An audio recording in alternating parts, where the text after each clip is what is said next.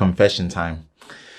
I've got to be straight and say, when I did my discussion comparison video of the S21 Plus versus the S20 Plus, especially having used the S20 Plus briefly before, I was sure out of the 3 S21 models announced that the S21 Plus would be the one I would be least impressed with, especially with the cutbacks versus the price point it was coming at, which didn't really seem to make sense and justify it over the previous model or spending the extra and just getting the S21 Ultra. But now, finally using it, I think I might be wrong, and I might have been wrong. Look, not to say those concerns are still not there and justified on a logical level, but using it has been a different experience and has quickly become one of those few phones that end up proving me wrong.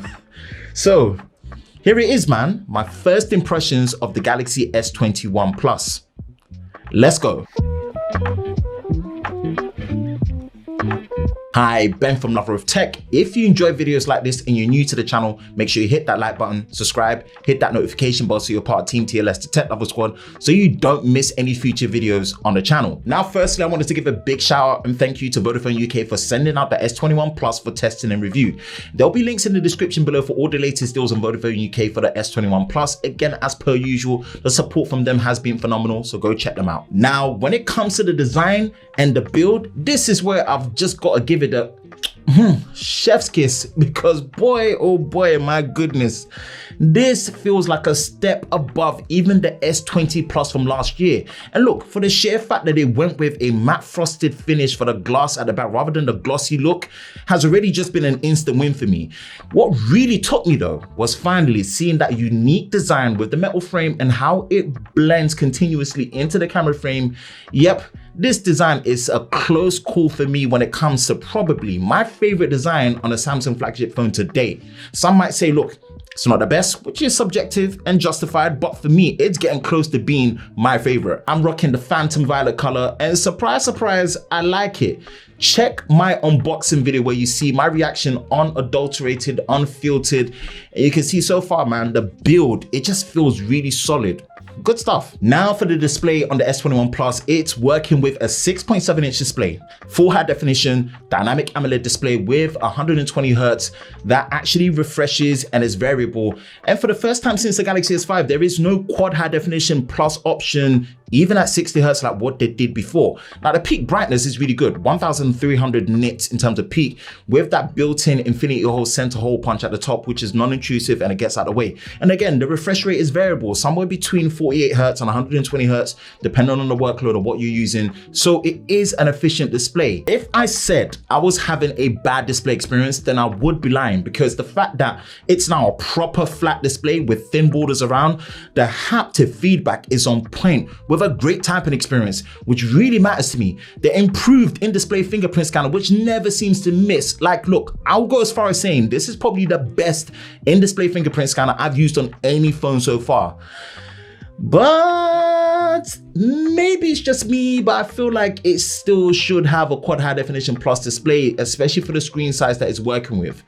Not as much for the S21, the normal one, right? The 6.2-inch, but outright, man, on this, I think it still should have a quad high definition display, even if it means when you go to that level, man, you knock it down to 90 Hz on the refresh rate. It's variable anyway, man. Now, for years, the performance on Samsung flagships have been a point of contention, with the Exynos and Snapdragon variant split depending on the different parts of the world that you're at. But look, I'm gonna put this out there right now before it comes in the comment section, because I know that's gonna be asked. I'm based in the UK, Europe.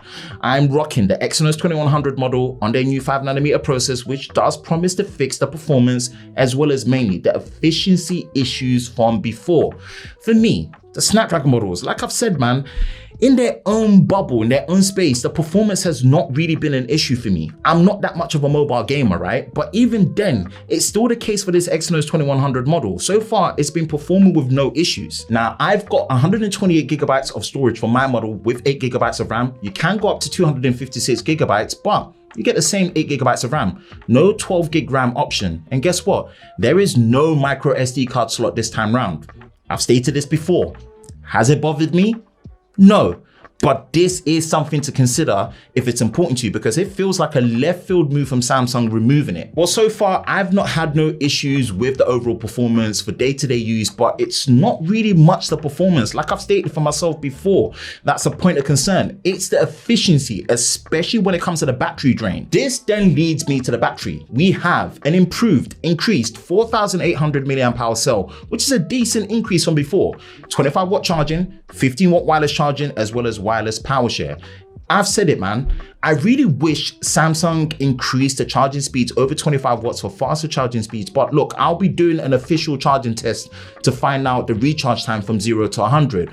Just beware, there is no charger in the box this time, and I've stated and made a video on how I dislike phones in this range not coming with the essential things like chargers, especially when mid-range phones like the A72 new ones that have coming out are still coming with it. But the real answer to the question that we want to know, is the battery drain performance good? Yes, yes, yes, oh, flipping yes. The battery life is so good.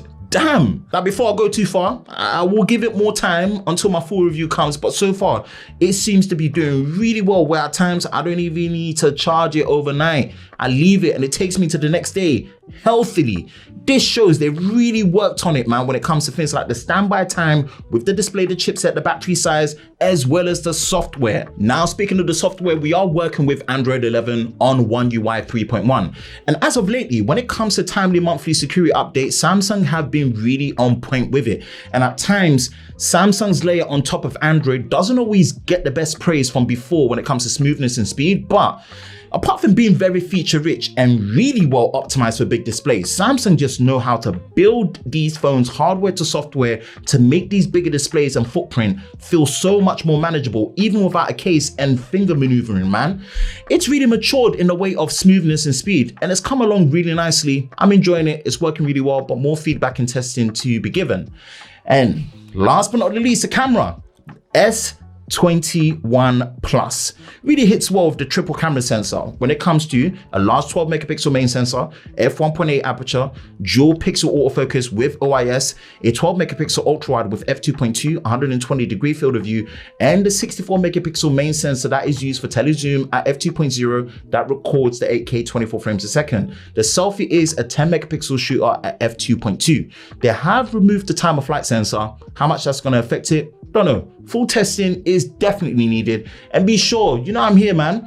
Ultimate camera comparison is going to be done, so make sure you're tuned in for that, no doubt. But with the little testing I've done, especially with the selfie, this is looking like a good improvement. The selfie samples I've taken in a very short space of time, boy, they're coming out really nice. Now, wrapping this up, I just want to reassure you, I've not gone soft or forgotten any of the shortcomings and the concerns I have with the S21 Plus, especially at the starting base price of £949. But I do want to say this, so far, it's quickly becoming one of those phones that once I've used it, it starts to prove me wrong. And I might even be worried that it might not make me like the S21 Ultra that much enough over this Plus. Interesting. That is it for me. What do you think of the S21 Plus? Because on paper, man, things look suspect, but having used it in person, it's really proving me wrong bit by bit. So more testing to be done, full review coming. That is it for me, Ben from Lover of Tech. If you enjoy videos like this, make sure you hit that like button, subscribe, hit that notification bell so you're part of Team TLS, the Tech Lover Squad, so you don't miss any future videos on the channel. I hope you're all safe during this time. I will catch you in the next one. Peace.